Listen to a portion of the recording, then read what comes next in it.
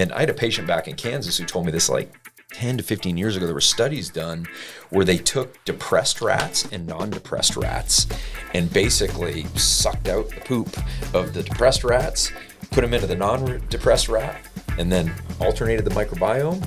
And guess what happened? The non-depressed rats got depressed, and the depressed rats became non-depressed.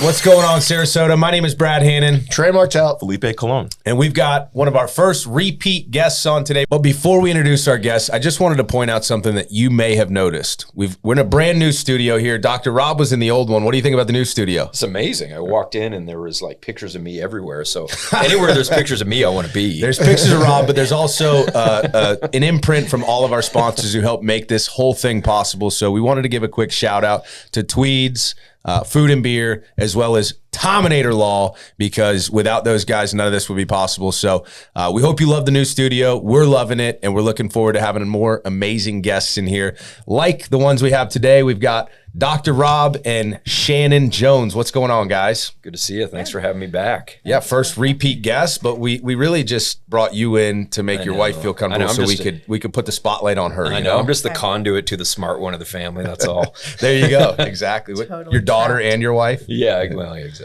I don't really exist in their world. I'm just kind of off to the side a little bit. You have two daughters? 3 girls that adore him. Oh, isn't she great? 3 girls? 2, wow. yeah. Well, Me, she plus. Oh, okay. And then 2 younger girls. Okay, yeah. fair enough. Fair enough. Well, we've heard your story, Dr. Rob. We want to get into what's new with you as well. But Shannon, why don't we give the spotlight to you for a moment and just kind of share how you two work together, and then we want to hear the story of how you met. But how do you guys work together? What's the symbiotic relationship here? Working relationship. Take it away. Oh, dear.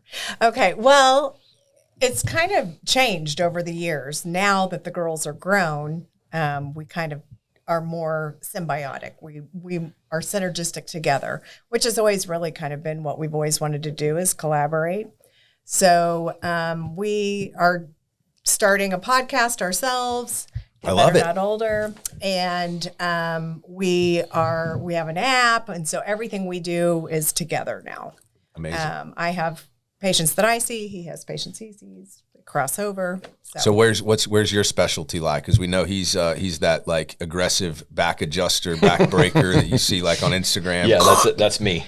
You're a chiropractor. That was a real ring dinger. Have you seen that guy? That guy makes me embarrassed to call myself a chiropractor. You brought him up last time. Did I really? Yeah.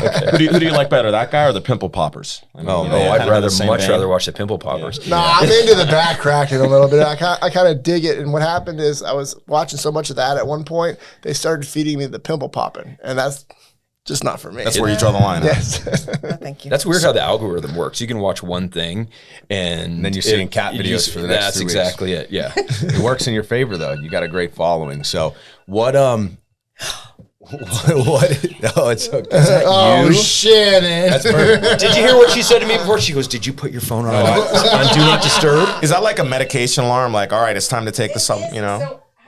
So for the viewers that have seen Dr. Rob's, we know his online persona is, hey, Dr. Rob, right? Mm-hmm. And then he teaches us how to get better, not older. Yes, sir. But, with your wife in collaboration, she focuses on another aspect of getting better, not older, and that's nutrition. Mm-hmm. So you want to walk us through how that came to be and how you guys work together? Gosh, it's just been my whole career. I have always been like super interested in how to prevent disease with nutrition. And it's just kind of been my passion. I honestly think it's the reason you did pick me up in the bar. Yeah, we're going to visit that story. Because she was a fit chick? Yeah, because he knew I was healthy. And we're going to revisit that story, but go on, honey. But anyway, my passion is definitely nutrition from a cellular level, from the inside out. I'm an obesity prevention expert, so I'm certified in pediatrics, adolescents, and adult weight management. So I would say that's my passion, is helping We need people more who of you in the world, for wanna sure. lose weight and sustain it. That's the big one. So yeah, that's just me in a nutshell. I heard an alarming stat earlier today. An alarm or alarming stat? An alarm. Oh, I also It was my alarm, yes. It was the take your medication one. That's right. Right. That's right. So I heard that, between being obese and overweight, like that applies to about 70% of Americans. Is that Sadly. true? Sadly. I thought that was insane, right? And can Is you also Felipe divide? in the 70 or the 30? Neither. Listen, I Neither. got on the body fat don't scale even at the Hard exist. Rock, and I am below those metrics. Well, That's if it's what at I'm the Hard talking Rock, about. it's got to be very accurate. Listen, they have Trying to You can figure place out. over and under wagers on it. It's like, it's great. no, listen, they have a great gym, and they have that machine. It's called the 850 whatever. It costs $11,000. It must be doing something right. Yeah, this is true. You know what I mean? It's accurate. No, wait. I'm sure this it a gym? Yeah. In the Hard Rock Casino. Okay. I was like, I'm so confused. Why is there a scale inside the Hard Rock? I don't I'm know. glad we established why we're here to hear Felipe talk about the Hard Rock. Anyway, back to you. So isn't that gap closing though? It used to be 60%, 65% of Americans are overweight, and then a smaller percentage are obese. It's like 30% are obese of the 100%. But isn't that gap closing? Aren't we closer to like the 65 that are overweight? It's now closer to 100% of those 65 are now obese. Let's just say it's getting worse. No doubt. And all you have to do is look at our kids, sadly. Not your kids. Not my right? kids. Okay. But look at kids in general. Like how Yeah. many, I mean, I know when I grew up, and yes, I'm old, but you didn't have obese kids. Right. And now, and just look around too. Like Rob and I notice it all the time. You just look around in general, just statistically, how many kids out of 10 have a weight problem, which is so sad because they have such a long time to go. They have, even just thinking from a female perspective, they still have to go through puberty. They still have to probably go through being pregnant. They still then have to go through perimenopause and menopause. And those are various reasons why they may or may not gain weight. But my goodness, they're doing it as a child, which is super sad.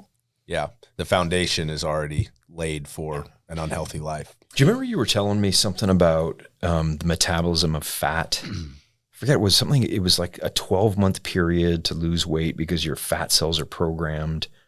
Remember you were talking about that? Yeah. This is what we do at dinner because we got one daughter in college, one daughter in high school, really don't want to be around us. So dinners are she and I kind of dorking about our subject matter, which is, not our subject matter, but you know what I mean, our professions. But you were saying like for somebody to sustain weight loss and keep it off, there's got to be a 12-month reset metabolically to the fat cell. Yeah, it's different for every person, but you definitely, we are born with a finite amount of fat cells. And so once those fat cells get 4 times their size, then we start adding fat cells. Once you add fat cells, you can't ever get rid of those fat cells. You can shrink them, but you can't ever get rid of them. So I want you to think about that. explains at a lot. Yeah. like a kid's standpoint, these kids that are obese, like they're already setting themselves up for failure with that. Then once you've taught them that big is normal, because we have what's called homeostasis in our body, which is it's what your health wants to achieve, is just a state of well-being, right? So once you teach your fat cells that they are big and that's protective, because that's really one of the main reasons we have fat, is not only to protect our important organs, but also so that we don't starve to death. So if you think about your ancestors who were hanging out, or let's go back to cavemen hanging out in the cave. They needed fat on them, and their body would trump their metabolism so that they had so much fat so that it was there if they needed the energy to go out and hunt. Right. So these kids and people are teaching their fat cells that this is normal now. And then all of a sudden everybody starts shrinking it, and your body freaks out and says, oh crap, they're starving. I better trump all slow their metabolism down so they're burning less calories, give them extra appetite, cravings so that they eat more. Why did you point to Trey when you said extra appetite? She's going everywhere. She's going everywhere. I'm just trying not to He look needs at more the veggie camera. sticks. But anyway, so you have to then, the fat cells have to learn that being smaller is their new normal, so that it won't fight you. And I believe that's what you're talking about. That's exactly what I'm talking And about. More eloquently stated. Why don't they teach obviously. this? Because what you're basically just described is that once you put on that weight and you increase those fat cells, right, your propensity to gain weight the rest of your life is now increased permanently. Yes. sad. And this is why, I mean, this is why we have an obesity epidemic, right? Because it's not as simple as everybody tries to make it. It's not as simple as following a diet and losing it. It's this, everybody can lose on anything. Like you just name it, you can lose. It's sustaining it, right? And not gaining, and just learning how to live in a way that sustains that healthy weight and prevents disease. It's a new normal. It's not something you go on and off. And that's really where we get it wrong. So how do you think like pop culture, celebrities like Lizzo play into this as a role model for kids? You know, love yourself no matter how fat you are. Do you think that's a good message? Oh, this is hard. You mean love yourself no matter your size? Yeah, that's probably. That's how I'd say it. Yeah. And that's how the Sarasota SpeaX podcast would say it. Thanks, Mr. Lizzo. Thanks, Mr. Lizzo. I mean, it's difficult, right? Because I want to support her if she's happy and her mental health is good, and that's all awesome. But I also know at a cellular level, there is no way she's healthy being that big. What are some of the things being that big? What kind of strains on their internal organs does it put? I mean, every disease you can imagine is going to stem from obesity. So it's a chronic inflammatory state that it's causing, you know, it's the basis of it is your body is not meant to be that large. And so it's just offsetting not only your endocrine system, but it's more stress on your heart. It's terrible for your blood pressure. I mean, it's just everything about it is not healthy. We were not intended to be that size and sustain life that size. We weren't. Gotcha. So put it in a different way. Some prevalent diseases that you're able to prevent through healthy diet. Why do I want to diet? What can I prevent? All of them. And I'm not kidding. Like seriously, like it's really sad that doctors don't have more than 30 minutes of nutrition in their formal education, because honestly, everything relates back to what you put in your body. You are either feeding disease or you're fighting it. Every single thing you put in your mouth. And I think sadly, people have forgotten that food is for nutrition, that it's meant to, I mean, if you study physiology and you realize how meticulous we are, like it's pretty fascinating how these nutrients are needed for this very specific thing. Magnesium is 600 different enzymatic processes take place with just that one mineral in our body. So everything is very, like, we were meant to eat a very specific way. The earth grows in perfection, by the way, what we need to take care of ourselves, truly. But people have really put so much different responsibility on food. It's entertainment, it's good, it's I'm happy, I'm sad, I'm celebrating, nobody stops to think of, well, I need to eat this because my body needs it. Mm-hmm. We've really kind of forgotten that. And that's actually one of the first places I start with my patients is just reminding them that your body requires you to put that in it if you want to maintain your health. And disease will come if you don't. Yeah, so I mean, Brad's a sad eater. I'm a stressed eater. And Felipe eats terrible when he drinks.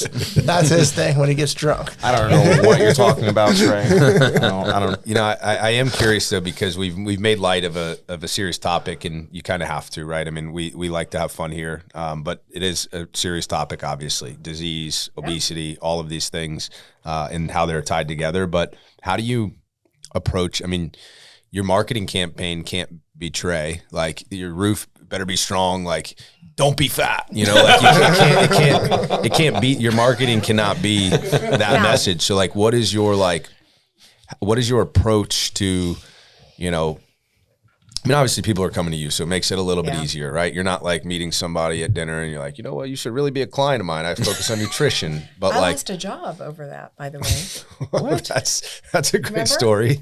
That's the reason why I quit my job in Canada, because Ralph wanted me to, he wanted me to go up to people in a gym and tell them they looked like they needed my services.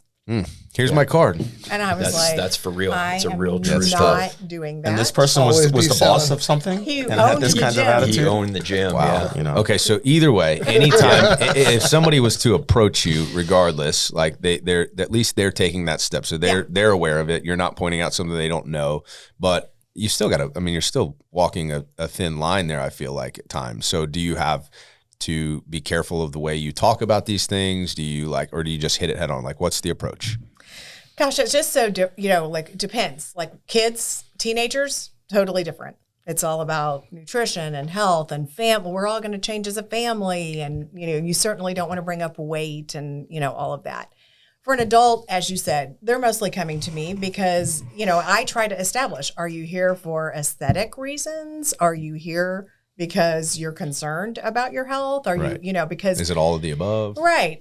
Motivation to change is big. I mean, it's the difference between honestly sustaining that change or, it's like, are you here for the right reasons? And really kind of it's my job to help them. If I gauge their motivation to change and they're a 5 out of 10, it's my job to help them get to a 10. Yeah. So, but like, why would people, kind of put simply, why would people come to you? I would think it's either because of a desire or a fear, right? They either desire to look a certain way, they don't, or they got their blood work back from their doctor and they want to live. Or they're getting ready for a wedding or, you know what I mean? Like it's either aesthetics and it's, I want to get ready for this and, oh, I've got a big trip coming up. Somebody said to me the other day, oh, yeah, my son's getting married, but I'm going on this trip first, so I can't go on a diet yet. But then that gives me 4 months to lose like 50 pounds. And so it's just the reality. Yeah, it's just it's not there. But most people aren't concerned about it to the level that we wished they were. Yeah. I think that's our passion is and especially living in Florida, it's kind of a little crazy to see how everybody's aging here. And I would say largely they're not aging well. It's like they're getting older, not better. That's right. Exactly it. And the thing is it doesn't have to be that way. Like if you look at your parents, your time does not need to be spent in a doctor's office, with a long list of prescription drugs, and that all your time spent in a medical office. I mean, it's all preventable. All of it's preventable. So when you had asked her about, I think it was you, Trey, what diseases, what did you say the other day to me? There's like 14 of the top 16 or something like that? 15. Yeah. Okay. But it's like everything you think about, right? Cardiovascular disease, which covers your high blood pressure, your high cholesterol, which is kind of a red herring anyways. And then, potential for a heart attack. Okay. And then you've got your cancer situations. Then you've got your autoimmune. That's kind of a whole, do you guys know what autoimmune is? Have you heard of that before? I mean, I feel like I kind of do. I'm very familiar with that. Yeah. Okay. So it's rheumatoid arthritis, it's lupus, it's psoriasis. And those are, in my world, those are called the inflammatory arthritides. That's just how they categorize them. They can all be traced to food, all be traced to inflammation, basically. Do you guys know how inflammation in the body works? We do. We're experts on it, but the viewers, the you want to make sure I know are not so educated. So okay, so this is how I like to describe it to my patients. Picture a mosquito bite. Okay, you get a mosquito bite, the mosquito injects whatever serum it does to break down that area so it can pull from the capillary, the little blood cell. With their proboscis. With their proboscis. What's that, their little needle nose? Yeah, that's exactly it. Don't say you didn't learn something. We prefer needle nose. She's not just good looking, she's smart. But, okay, so that little bump you get, that's an inflammatory response. That's your brain going, hey, you better do something about that because there's a poison in your body. Now we need to contain it. So mast cells release histamines. Histamines cause that itching kind of effect. And now you've got inflammation. Okay. Picture something you're eating every single day. Veggie sticks, say. Your body doesn't like an ingredient in veggie sticks, okay? You knew that was going to come. You're never living that down now. I'm gonna bring him to BNI every Wednesday. But let's say there's an ingredient in there and you don't even know what it is. It's just like a 5th, 6th, 7th down the line ingredient, but your body doesn't like it and it creates an immune response. So instead of just having that contained immune response like the mosquito bite, now it's basically getting into your system and your brain and your immune response is, holy crap, we've got this foreign invader. But it doesn't know exactly what to attack because mostly when you have a foreign antigen come in, like mosquito serum or a virus, your body has an antibody response specifically to that, okay? That's how vaccines work. So basically, that's a whole nother topic, right? We won't go there. We'll go down that rat hole. But anyways, when you have an autoimmune disorder, instead of just having that contained immune response, your body creates this massive army and goes, okay, well, here's the here's the invader, let's attack that. But now we have all this extra immune response. Let's go to the shoulder. Let's go to the knee. Let's go to the eyes. Let's go to the skin. And then there's your autoimmune disorder. So your body is just just spraying it. It's just your entire body's response to it not knowing what's in it. And then imagine even with just food allergies. Back in the day when I was in school, it was impossible to find people that had food allergies. You just never really heard of it. Well, since our food system is absolutely killing us, we're taking in this stuff, this pseudo food that's not really food, and your body's going, what in the world is this? And you're getting an immune response just even to the food that we consume. So it used to be that you never heard of celiac disease or gluten.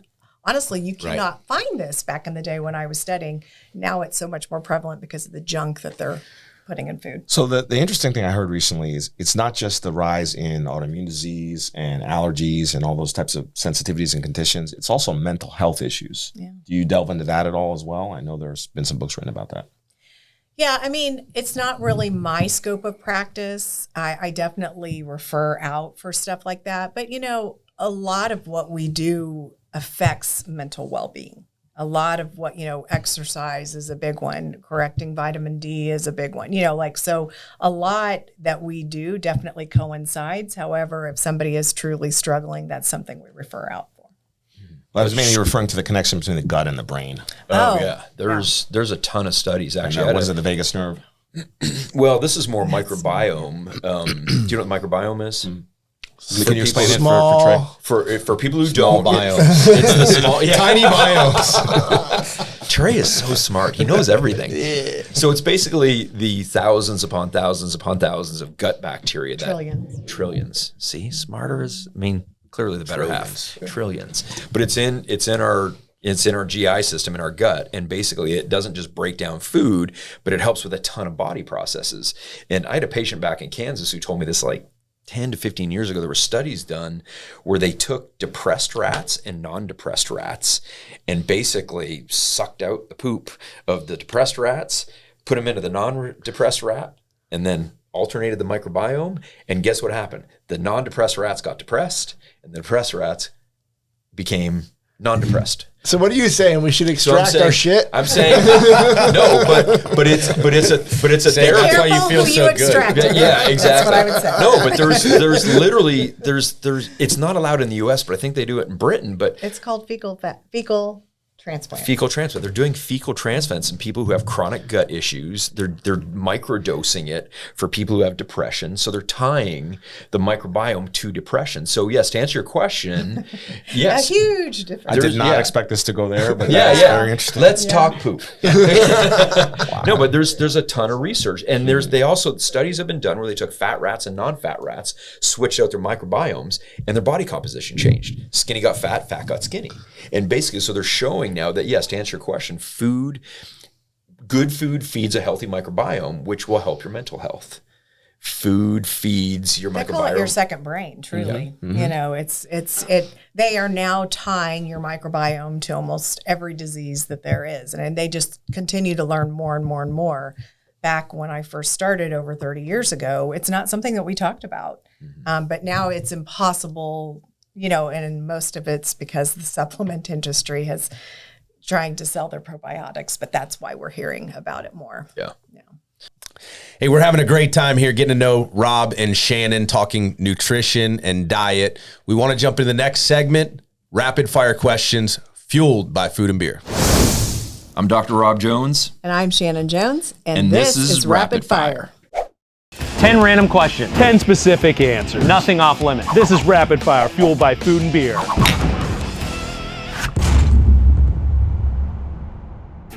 What's your favorite movie? I know mine. Just say it. I know mine. E.T. I'll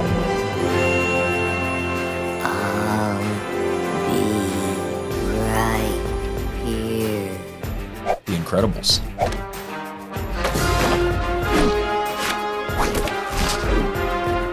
Showtime. What's your biggest fear?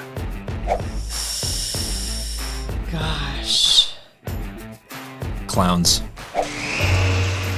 Aren't you going to say hello?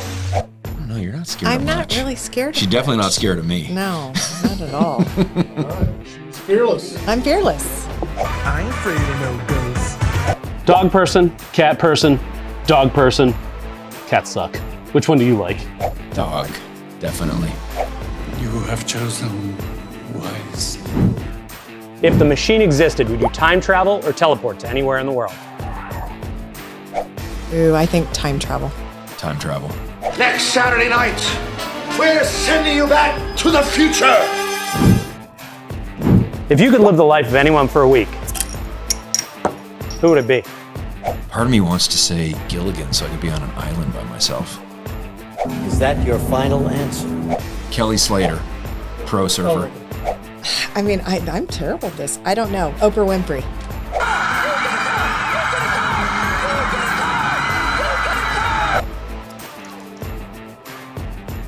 You can only eat 3 foods the rest of your life.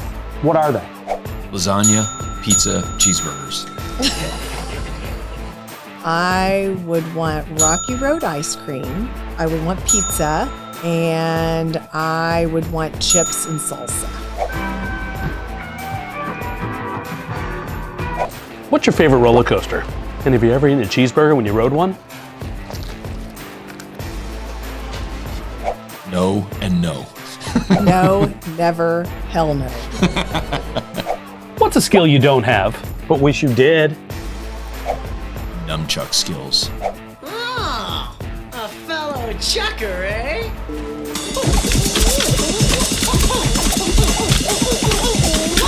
God, I wish I could play all the sports that he plays so well.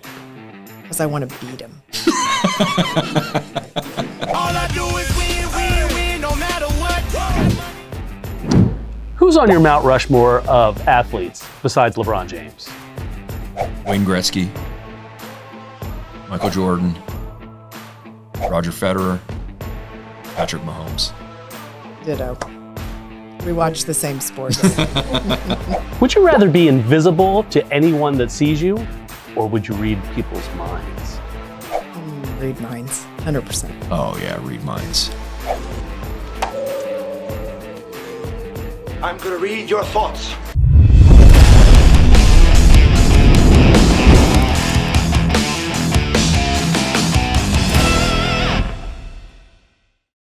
So Shannon, you're a clinical dietitian. That sounds pretty fancy. Can you tell us the difference between that and a nutritionist?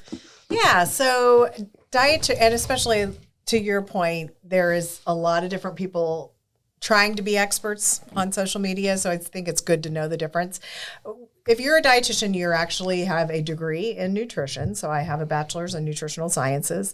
You have to satisfy an internship, and I'm clinical, so that means the didactic portion of my education, we were in classrooms, but then we were working which with. part is that? What is that? That's like the instruction. books, the instruction, Gotcha. yeah. But then we were Didn't get a whole lot of rotating. didactics over here. We were rotating through the hospitals, seeing those type patients in the afternoon. So it's a pretty cool way to learn. Anyway, we have to take a board exam. We have to have continuing education. We are actually held to a scope of practice, so I can't say something crazy that there's no science behind. We are governed by the Commission on Dietetic Registration, so it's a dietitian is going to be more your professional, your expert in nutrition. A nutritionist, you could literally read a book on nutrition and call yourself a nutritionist. I think the more popular method is get online with a fancy car and be ripped. And then people will listen to what you say and you'll get attention. So a clinical dietitian is more like a lawyer. A nutritionist is something like a paralegal or legal secretary. I guess so. Okay. Yeah. And you have to really be careful what that person is. I mean, you just never know if there's any merit. Whereas I can't give you advice if there's not data that supports what I'm saying. I am monitored, and that's good. I mean, So that, when it should be your that way. patients come in to see you, like you're getting blood work done, you're digging deep into where they have deficiencies, where where we can alter those states. Pretty much, if you're not feeling well and you come to me, we're going to figure it out. Your body has a really good way of letting you know something's wrong. If you fall and you skin your knee and it bleeds, something's wrong on the exterior. Blood work is the way we know kind of check in on all the organs and see what they're trying to tell us. And if they're abnormal, then we kind of know how to address that. I worked in critical care. I mean, I've kind of done a lot of different things in my career. I decided long ago to get on the preventative side because I didn't really enjoy working with sick people. So I want to prevent people from getting sick is really my passion. I really think that the common thread between what you guys do besides being married is that you're both educational in your approach, right? Mm-hmm. You got the app for education. You're on the preventative side. Obviously that is the real way we sustain the things that we're, trying to accomplish. But when it comes to like diet, right? Mm-hmm. There's all these different goals. You want to look better. We talked about a lot of it's aesthetic. You treat more preventative. Are there circumstances where someone comes to you, they get their blood work done, and you're like, we need to send you to a doctor because your organs are trying to tell you this, and it looks like there may be something going on, and you're almost diagnosing a condition or disease based on they came to you for a diet, essentially? Yeah, all the time. We make a lot of referrals, and I think that's the importance of actually seeing a professional too, because we understand how that works. But I used to do metabolic testing where I can test people's metabolism. And there were a lot of times that I would go, oh, yeah, no, you've got something going on with your thyroid. Let's get you to a doctor and get some lab work done. Do you follow Gary Brecka? I do. What do you think about his stuff? It's pretty big these days. It is. I mean, he's pretty glitzy. And I think, you can fact check some of his stuff. And I think a lot of it is, he's trying to sell something there. So you have to be careful. But I think there's merit to a lot that he has to say. But I think he does not have any clinical experience. Right. I do believe there's a big difference in a clinician that actually sees patients versus just studied it and has never seen a patient. Right. And I think you would say it makes a big difference that there's 50 years of clinical experience between the two of us. You see those types of patients, you experience new things. People can say that 10,000 steps is a joke or whatever they want to say, but when I see it applied in what I do with actual people who can't get their rear ends off the couch at all, and I know that it's a motivating factor for them, that's the difference, is that we've seen it work with our patients, and that's a big difference. So there's a lot of people online who get a lot of attention, like a Brecka or a Huberman or a DeLauer, right? Mm-hmm. And they all have varying levels of certifications or not. But what I'm kind of curious about is bear with me, Trey. I know you're going to hate this example, but in economics, right, there's one theory that pretty much dominates modern economics, and that's Keynesian theory. Every Western government follows this, right? Is there an equivalent type of theory in what you do in nutrition that really kind of is the dominant one that most people will follow who have real credentials? The food pyramid, Felipe.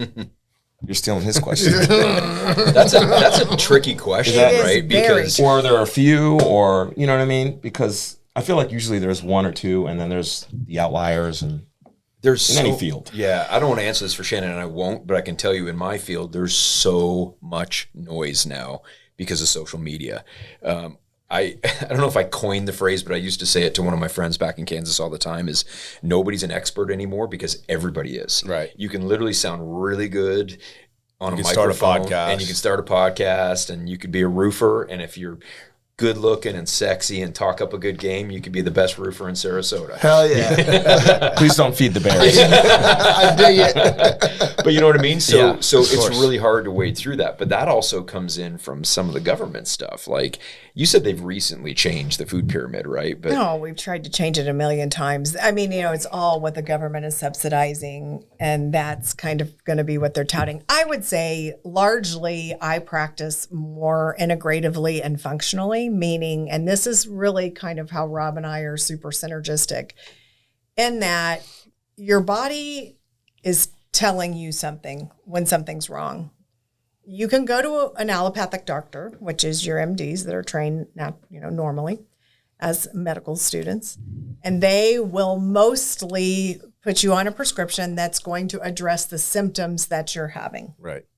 Whereas we really believe and understand and have studied, well, what is your body trying to tell you? Like there's a reason why you're having that twitch at night with your legs and your legs are restless. You probably need some magnesium. versus being put on a prescription medication for restless legs. Right. Does that make sense? So Of course. we try to kind of get to the root. To go back to your question. And maybe that question was verbose, but it could be as simple as I believe in calories in, calories out to lose weight, or I don't believe in that. Because that's kind of what I hear. I hear people saying, this is the way it is. You'll hear both sides of it. You will. You'll hear But people is there say a calories dominant- in, calories out is king, and you'll hear other people say, well, that's a load of crap. And you'll hear the carnivore, and you'll hear keto, and you'll hear it all. And here's what it boils down to. First and foremost, if you don't evaluate your metabolic health and see where you are personally before you even start anything, there are major parameters that can trump no matter what you're trying to do. Okay, so that's first. And you have to have a qualified person who knows how to help you do that. Secondly, it depends on you. What are you motivated to do? What are you motivated to sustain for the rest of your life? Because if you're not going to do it 365 days of the year, 24/7, what's the point? Okay, so you go on keto and you lose 30 pounds, but you go back to doing what you were doing before and you gain it back.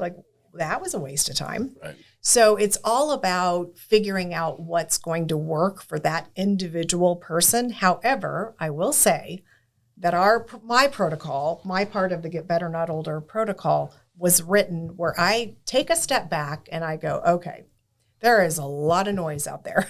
There's a lot of people telling you to do a lot of different things. What's important? At a cellular level, what matters? And that's really what I walk people through. But it's 26 videos long. So it's not just calories in versus calories out. It's not just keto. There's just, if your microbiome is screwed up, which we just talked about, it doesn't matter what you do. It's going to trump you all day. If you're not sleeping, it doesn't matter what you do. If you're stressed out and your cortisol level's crazy, it doesn't matter what you do. So it's that's the importance of analyzing where you are metabolically before you even start, and then we start to work around that to see what you can do. It sounds really freaking complicated. It's not. But it's not. I mean, I saw you shaking your head going, Jesus, fuck, how am I going to I'm never going to get healthy. You know what I mean? I always do that. Don't worry. Yeah. But seriously, it sounds like a lot. But if you got somebody like Shannon guiding you, it's just like, throw some stuff against the wall and start taking the stuff off the wall and be like, oh, you're good there, you're good there, you're good there. This is what we need to focus on. It really just depends on where they are. Where am I starting? Are you drinking Mountain Dew for breakfast? Yeah. That's probably where I'm going to start. You know what I mean? Are you Trey? He looked. I'm looking at my Celsius. So everybody's at a different point. I love that answer though, because I'm sick of seeing simple answers for everything on the internet and sound bites, because we know that's not true. It makes people feel good to hear, do this one thing. No, come on. That's garbage. If you're not sleeping at night and you're drinking Mountain Dew for breakfast, then, it doesn't matter, how much probiotic juice you're drinking or whatever. Yeah. And it's what I call hack stacking. I want to know how you live, and then I'm going to teach you some hacks that we're just going to kind of stack throughout the day that are little tweaks that we can make that by the end of the day, you've lived a healthier lifestyle than you did the day before. And then we just keep hack stacking until we get there. Well, I'm curious because we talked about, how different it is for everybody, and we brought up the food pyramid. I would like to, Trey's got the question, I'll let him phrase it, but I would like to reinvent at this podcast the food pyramid for the viewers that are listening that are saying, this is all great, but how do I just simply eat better? What should I eat? And I know it's personal, but let's just take a very, 10,000 foot view of it. If you were in charge of creating the food pyramid, I guess. Yeah. How would you create it? Are you guys familiar with the Mediterranean diet? A bit. A bit? Maybe. Okay. I feel like everything you guys have asked us, I just nod, but I don't. Of course we are. Brad and I are nodding. You just see what I was eating? That's the Mediterranean. It even encompasses things like being social, you know what I mean, and drinking water and some of the other things that are important. But here's what I would say. I would say that, one, the quality of what you are putting in your body matters. If your idea of nourishing is eating fast food all day, that's not nourishing. That's just filling your body full of garbage. So first and foremost, just stop and think, is my body going to derive any nutritional value whatsoever from what I'm putting in my mouth right now? That would be the first thing.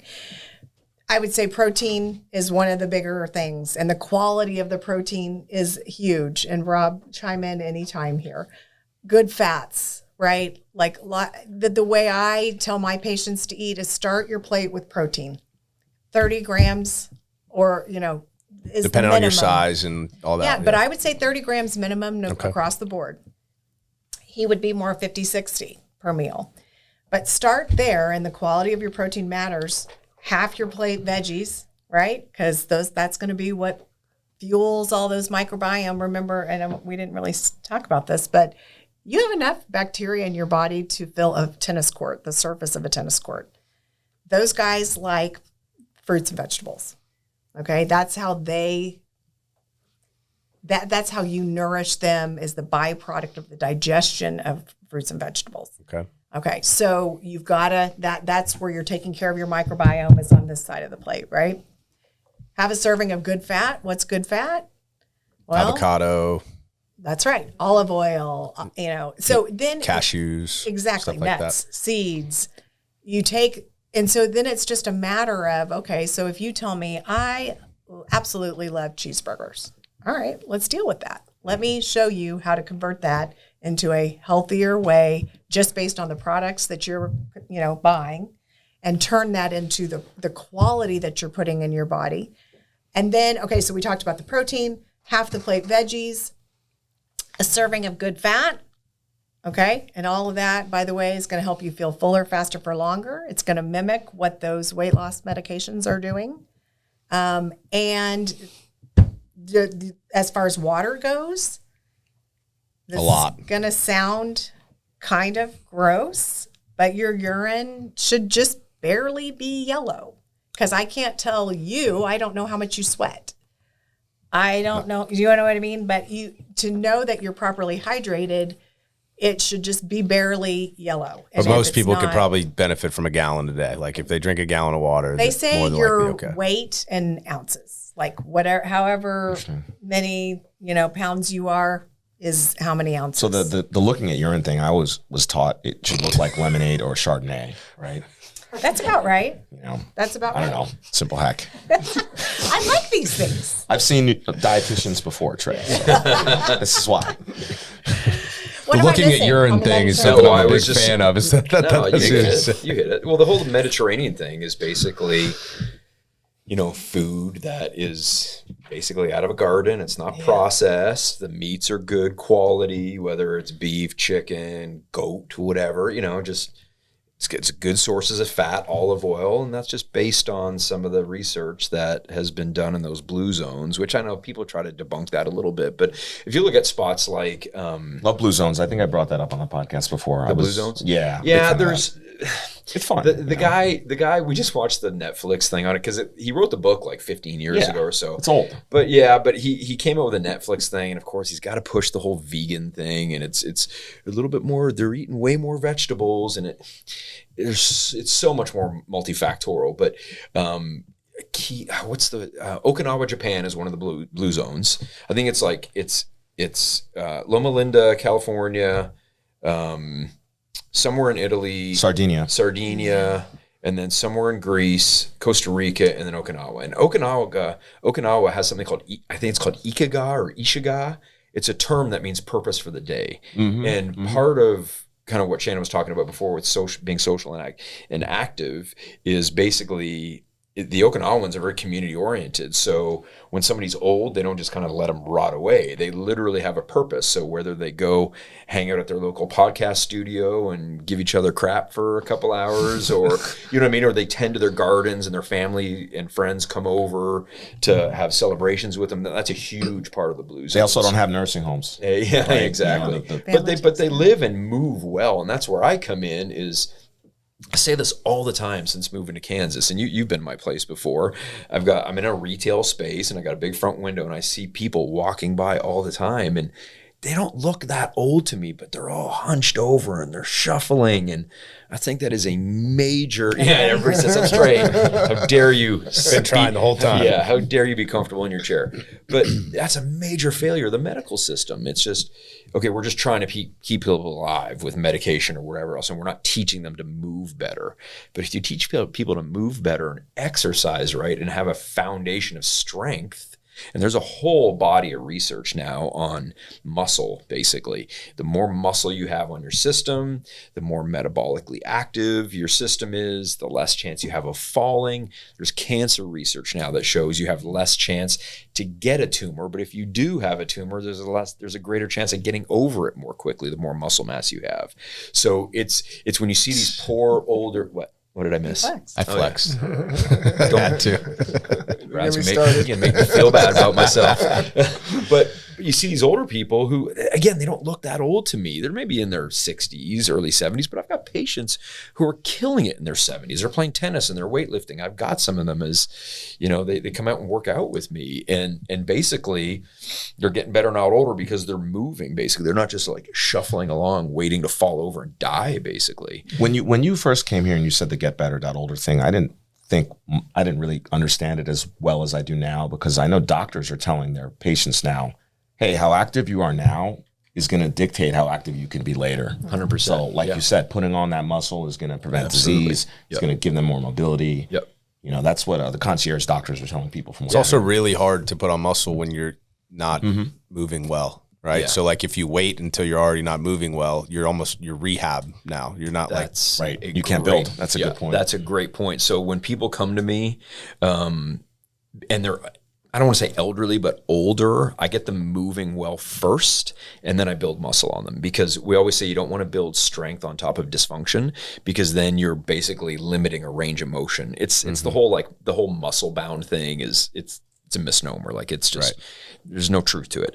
But if you've got somebody whose joint doesn't work well through a full range of motion, and then you just strengthen it in that short range, they're not going to be good in the full range. And then you have greater capacity for injury and that sort of thing.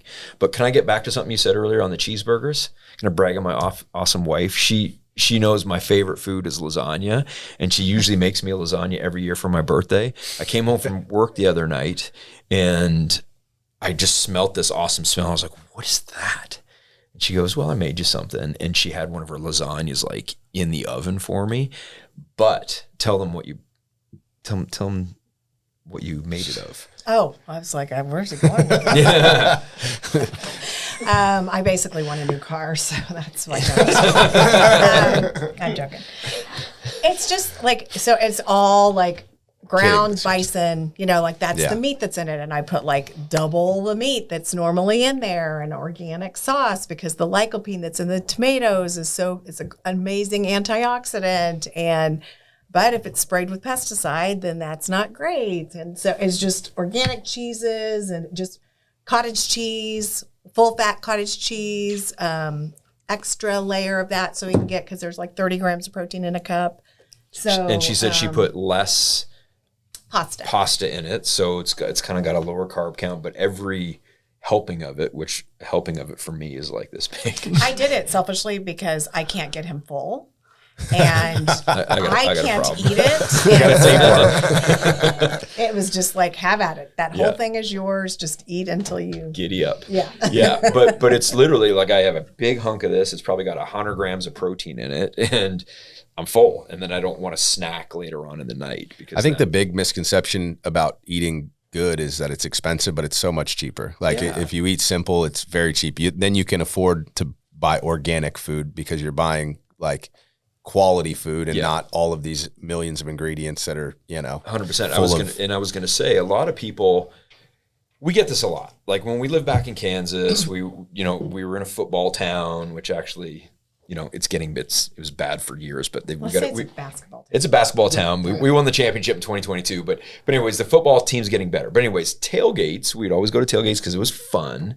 And I remember somebody saying to me, oh, I'm not going to eat this donut in front of you. And I'm like, eat the fucking donut. I don't care. Like, have fun. I'm going to eat the donuts too. And I'm going to drink a bunch of beers and eat some burritos. It's like, I've got no problem with eating crappy because it's only once in a while. And then the rest of the time we eat healthy. And eating healthy doesn't mean just like eating kale salads with like nothing. Like I can't get you to eat kale. So well, no, it's kind of gross, but I mean, I cook steaks several times a week, and like she's got a knack, and this is where I think she excels. She's got a knack for buying really good tasting food that's actually healthy. Yeah. Like she would always tell stories about our girls when they were little would come over and they'd be like, "Mom, can we get a snack?" And she'd say, "Open the pantry," and none of the kids friends over, and the friends wouldn't recognize any of it. But it's all the same stuff. It's all fruit chews because kids got to be kids. The girls would go, "That's the same as Wheat Thins. That's the same as Cheez-Its. That's the same." Yeah, because they were like, that's what our house looks like. Any of the labels. And you can eat that way. You just have to know. You have to have the resources to know what to buy. Like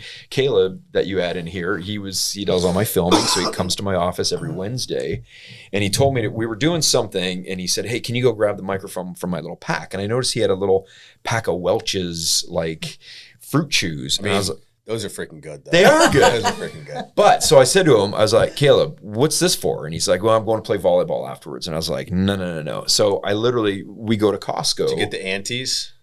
The Antes gummies? Well, like it's in a green Annie's. Yeah, it's in a green That's package. Yeah, so it's all organic. But I was trying. He was like, "Well, what's wrong with those? It's fruit juice." And I said, "Okay, it's fruit juice, but look at the sugar. But then there's like blue number 4 and yellow number 5, and all that stuff are metabolic disruptors, and it causes ADHD in kids. And not that it matters for a 20. Causes, but it can exacerbate it. Why do they allow them to put that in our food in Europe? They don't. Question. Yeah, like the Red 40 is the craziest thing you've ever seen. You give it to your kid, and like 20 minutes later, they're got the balancing. zingies. You can say it causes. You can say it like it. However you said it with ADHD, it exacerbates it. But I see it like an immediate effect of ADHD. Like absolutely. now you have ADHD. You ate Red 40. Like, I can see it. Not to mention all that sugar, right? Yeah. All the high-fructose corn syrup. Yeah. We were talking about that sad. rodeo. We were talking about the rodeo. There was a thing, cotton candy. The two kids eat cotton candy. I come back from waiting 30 minutes in line for a beer. Come back and the kids are just insane, and they're holding cotton candy bags. I'm like, oh, that makes sense, right? But you got to let them instant. You got to let them do it though, or they turn it. Remember the whole Todd Marinovich story? Do you remember him? No. Was that the quarterback? He was a quarterback. I know this story. You know this story? He's so proud of himself. Trey knows something.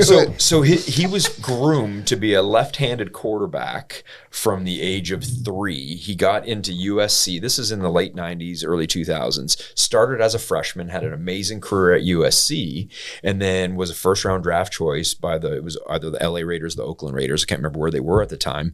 And he blew up after like a month in the NFL because he got some money and he had never tasted McDonald's. He had never had a beer, and his dad never introduced him to any of that stuff. So I think he ended up having a drug problem. And he was like the Johnny Manziel of the early 90s. Yeah, but even worse. Like it was really bad. Johnny partied in college. He was used to it. He could kind of handle himself. Just trying to do the same shit that he did in college in the NFL, and it didn't work. It's like, that's just... He was closeted, and then he saw the real world, and he wasn't ready. And that's what we try to do with our kids. Is now they're grown now, but when they were little, we let them go to birthday parties and eat the cake that all the other kids are eating because we don't want to make them feel strange. Well, our whole thing is that they're treats. Let's call it like everybody thinks that their kids just have to have ice cream and candy and all this stuff around. I mean, it's a treat. Let's we're out or it's a special occasion or whatever.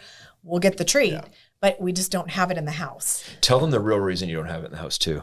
He can't be controlled. If there's like a pack of Oreos or like those Girl Scout Thin Mints, I'll go through a whole box in one sitting. Yeah, like let's go. Yeah, no. Seriously. Yeah. I'll be like, I just have one, and then it's just everybody's got a weakness, right? Mine is the gummies. I just discovered those low sugar gummies, which I'm sure they're not great either, but it's better than consuming 4 grams of sugar gummies. No, that's the one I'm talking about. I can hook you up. Yeah, the Annie's ones they're good. No. I'm talking about the candy ones. I just got them on sale at Walgreens the other day. It's great. I wasn't spending $3 for a pack of those, but at the price they were on at, sale at Walgreens now. Walgreens, we're looking for sponsors. Exactly. Well, I think, guys, we've covered I kind of want to tease out one thing that you said. You always do. That's what I was. This is my way. This is my way of teasing. We'll get there next. This is my way of teeing Felipe up is I Yeah. just go to switch the topic and then he'll have one more question. So I mean, it's kind of a in downer. order for me to get that one question out, I kind of tee it up and then boom. It is kind of a downer, so I didn't really want to bring it up. But you mentioned, the great lasagna that she made out of those great ingredients. And we talked about some of the bad ingredients and stuff you give your kids. Starting, no, that you don't give your kids, right? That you don't give your kids. St. Louis style pizza is what I give my kids. Because you know better, right? But the obesity problem with children is serious, and a lot of the excuse you hear is, "Oh, I can't afford to shop at all those places with all that organic stuff." I mean, how do you address that as a dietitian when people use that excuse? Is it valid? That's a curiosity of mine, and I think a lot of the viewers would be curious. Yeah, it's too. a great question. Yeah, and I mean, my simple answer is this: you can't afford not to, because you're either going to pay for it now or later, and that is 100% the truth. Now, that being said, I just recently went around to all the stores and kind of did a price comparison. Aldi has a lot of great organic food that I took the prices, pictures of all the stuff that I buy, the prices, compared them to Whole Foods. I mean, Costco has great organic stuff that's affordable. There are a lot of farmers that do it right, that maybe can't afford to have the USDA come in and certify them, but they are not spraying their crops or whatever. Find the farmers markets, find, stuff like that. But it doesn't have to be. You will be amazed how much money you save with eating at home and not eating out constantly. And you would be amazed back, like when we started eating clean and organic, I think that was like back in 2009, organic food was extremely expensive. As the demand, and this is getting into your area, as the demand has gone up, the prices come down. And so that's great. And so I think it's more affordable than it ever was. But again, it's almost, look at it as a savings account. Like, you're putting it into your health savings. Yeah. Right? Like, you're gonna spend that later at the doctor's office, in the hospital, whatever, versus And it's going to be exponentially more expensive. Yeah. Did that answer your Exponentially. Because if question? you're going And to when you're not buying the shit that's on the inside of the grocery store, the inside aisles, and just the meats and the veggies and the fruits, it's also a little bit more affordable. It's all the Kraft mac and cheese and the snack aisles and all that stuff that racks up the grocery. No, that's good advice, and that was a great point you made. And it's also what you said about now more people are eating it, so the prices are coming down. I mean, who would have thought Walmart would be the number one seller of organic food in the country? That's where we are. Walmart, And actually, if you really even, you mentioned the interior of the store, and I agree, the periphery of the store is definitely where you're going to find your healthier foods. However, I mean, even at Walmart, I was literally just taking the time to update, okay, what kind of products are on the market right now? What does everybody have, availability to? They're, making some rices that are part broccoli and cauliflower and, packets, like 90-second packets that's a huge deal for these families that, so you have to really be careful. It's definitely not going to be the products that you see advertised or the ones that you're familiar with, or, it's going to be, you have to take a second and actually look. But that's kind of in my video library, I actually have an entire video on products, staples to have in the house, brands that I recommend, things of that sort, to try to simplify how people can meal plan and shop. It's a big question. Can you shout out a couple of the brands? I'm just curious. Have to buy the course. Buy the app. Oh, is that how it works? Yeah, buy the app. Give me a genre, just throw something out there and I could probably. Gosh, I don't know. So one that I recently found, or my wife, I should say, I don't shop, but she's got that part covered. We had Bisquick, like the ready-made pancakes, right? You put the water in the freaking thing and you shake it up and you pour it out and you got it. Now Kodiak makes protein pancakes that are instant. You put the water in there, you shake up the mix, and it's even got a squirt top so you can make perfect little Mickey Mouse pancakes. So we feed those to the kids now. Yeah, we got some of those in the freezer. Absolutely. Just that kind of stuff. And you had mentioned Annie's Annie's earlier. is great, organic. Even our 16, almost 17-year-old, she still is a cracker fiend. She comes home from volleyball practice and she's just pounding crackers. Shannon buys Annie's instead of Goldfish, because they don't have hydrogenated oils in them and they don't have as much sugar in them, and she doesn't notice any different. And when her friends come over, they don't notice any difference. They're not like, this is weird. Sometimes it's better. Yeah. Well, and I would say, everybody always made fun of, oh my God, it must suck to be your kids, you know. But our oldest went away to college, and that's what my vision always was, that we didn't really force it on them. It was just the way we lived, and it was just the way it was. You know, it's if you don't want what I'm serving, then I guess you're not eating. But you know what I mean? Like, there was a period of time where I would sneak spinach and stuff into various things, or broccoli or whatever. But our oldest goes away to college, and within like a month of being there, she's like, oh my gosh, I feel like crap. Like, this food is horrible in the dorms. Like, I feel so sick. Can you send me some cash? Yeah. Like, she totally. The only thing that will solve this is money. I really need some money for groceries. She wants the whole Drinks foods on me tonight, budget. guys. Yeah. Well, yeah, she was. She definitely could feel the perspective, which I love, because most kids her age don't feel that. They don't understand. They've just never had the experience of how much better you feel when you actually eat healthy, you know, sadly. Well, listen, I think we have covered this topic in more detail than we've covered a lot of topics on the podcast, but it was also, a very real situation that we're in the middle of with obesity and all that stuff. But to lighten the mood, I think Trey's got a great question he wants to share. Dr. Rob has shared his opinion on it. So yeah, this one's for Shannon's Shannon exclusively. Tominator Law wants to know, what are your thoughts on roundabouts? Do you love them or hate them? I love them. Yay. Ooh, excited Now, about it too. listen, it's not the roundabouts. Everybody has to stop hating on roundabouts. It's the people that are the problem. Yes, absolutely. As a matter of fact, one of my very good friends back in Kansas, he was our city manager, like city engineer, and he brought roundabouts to our hometown, and everybody freaked out, which it was kind of funny knowing him because they really razzed him up. But look how wonderful that is. It was once people learned how to use them properly, they're brilliant. Yeah. So now, what do you say to the critics that maybe Sarasota has too many transplants and vacationers, that maybe we won't learn to use them as a whole? Oh, I mean, come on. They support our economy here. That's why we have so much greatness in Sarasota, is because of the tourism. So just be patient. Good Yeah, so if Lord. they pump fake at the roundabout, no big deal. Well worth it. They pump fake at the roundabout. I can't tell you how many times I've yelled at people here and back in Kansas. Don't stop once you're in the roundabout. Go. Get off my lawn. Don't play on the freeway, kid. I think you said it well, because we forget when they're going through that roundabout, they're on the way to eat at your restaurant. They're on the way to go to an appointment with Dr. Rob. They're on the way to Strong Roofing to get a quote on the roof. They're on the way to their lawyer, their investment advisor. They're spending money here. Yeah. Keep going through those roundabouts. Let me tell you, I've lived in a town that was small enough where we didn't have tourism, and it's like something good would come and there wasn't anything to support it. And then you'd have to go, everything goes away because they can't. But here it's awesome. Like what we have access to is because of tourism. So And if they're not so great at using the roundabouts, they go see Tominator Law. Man,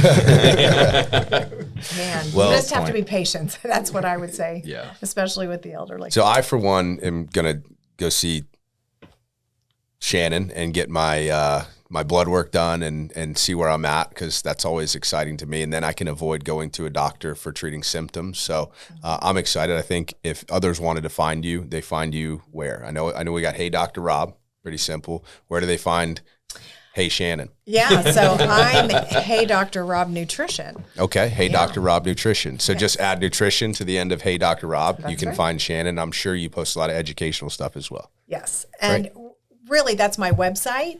I do have a Get Better Not Older Nutrition Instagram that they have talked me into doing. And we have Great a podcast idea. coming up. Mm-hmm. Lovely. The Get Better Not Older podcast, which you will be able to find on all the platforms, and my YouTube channel is Hey Dr. Rob, so it'll be available on the YouTube channel, Hey Dr. Rob.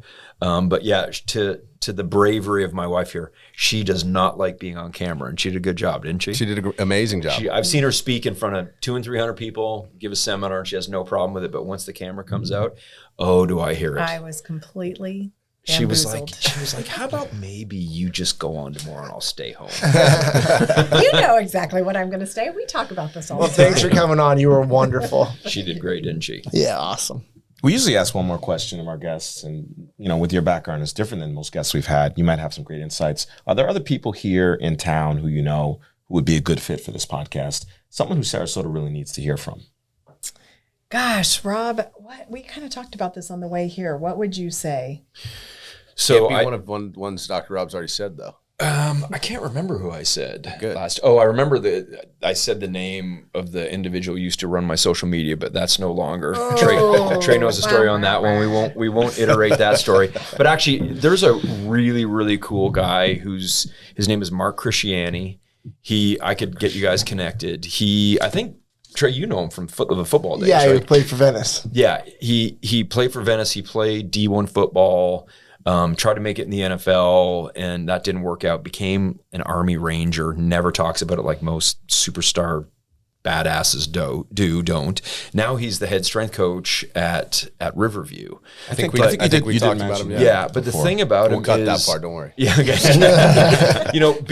Doing what I did for the University of Kansas for so long, I've gotten to know a ton of really high level strength coaches.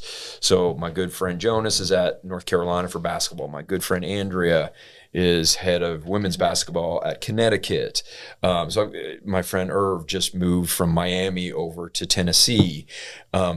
Even though Mark's at the high school level, he's just as smart and just as good as any of these people. The quality that he brings to these kids, Yes. I think they need, something like that to protect them. Like just the number of referrals that Rob gets from him because they know that they don't need surgery, that they don't, I just think his knowledge. He just has a foundation of knowledge that you typically don't see at the high school level. High school strength coaches, and you could probably talk about this, are usually the math teacher who used to be pretty good at bench. You know what I mean? And now they're like the quote unquote strength coach for the high school. Mark's a different level. Right. I mean, he's master's level educated. He's interesting. And he's a really hilariously funny, but really interesting guy. Right, well, we failed to get him on last time. So how dare you? I'll work on it. Well, now we've got 2 recommendations for you, right? Yeah, you kind of hurt my feelings a little bit that you didn't have him on. Well, we reached out. Didn't respond. It's kind of funny reach out. that you guys talk about him being kind of overqualified for his position. I feel like there's a lot of that around here because people are willing to take a kind of a lesser gig because of where we get to live and the surroundings, and maybe they want to help the school. So I feel like that's in that profession, you'd have to take like a entry level job at like D3 middle bumfuck wherever. Yeah. So that's exactly it. I'll get my teacher's pension. Right. I'll hang out on Venice Beach. But speaking of that, another Sarasota question? Are there places that you like to hang out, or things you like to do in Sarasota, or even things that you like about Sarasota compared to where else you've lived? Gosh, I would say our beloved Siesta Key. Of course, it's what really lured us here. We've been coming for about 14 years. We love, probably equally as much as we love being on the beach and being active, anything outdoors. The thing about living, I grew up in Texas and Oklahoma, moved to Kansas for 30 years. You do not realize how terrible the weather is until you move out of it and realize how wonderful it can be. Because it would be like one good day and you're like, oh my gosh, I have to do everything. I have to go on a bike ride. I have to go do this. I have to do this. Because the next day it was going to be like 40 degrees less or something. So one of the things we love is being active outdoors. So we love to kayak. We love to bike. Love to go to the beach, stand up paddleboard. But we love live music. And I think it's pretty cool that Siesta Key has as much live music as they do. I would say a 50% reason why we loved going there was for that reason. Oh, that's another thing. Good friend of ours, his name's Al Donati. I don't know if you've ever seen him play at all, but he's a local musician. He's actually from Pennsylvania originally, but he's been here. He moved here around the time we started coming to Siesta Key for vacations. But I think he's got the potential to be as big as he wants to be. I just don't think he wants to be discovered because I think he just likes his life here. But he would be a really interesting guest for you guys because he's so good and he plays at some pretty good places. Like he did an outdoor concert that we went to about 3 weeks ago outside of 99 Bottles. They actually shut down the street and I think they had close to 1,000 people there. Wow. He's amazing. Every year we'd go back. We're like, how have you not been discovered? And he's like, I don't want to be discovered. I serve all day. And he's just, and he was a Montessori teacher. He played football in college. Like he just kind of has this, I don't know, background that's interesting. Yeah, he's a really interesting guy. He'd be a good we love guest music. for you. So live music. I love that Sarasota has so many venues with live music, and we love doing that. Awesome. Well, thanks for coming on, guys. It's been awesome, super informative, and we'll have to get those 2 guests on for real this time, right? I'll get you connected. Thanks for so coming much. on. Thanks for having us. All right.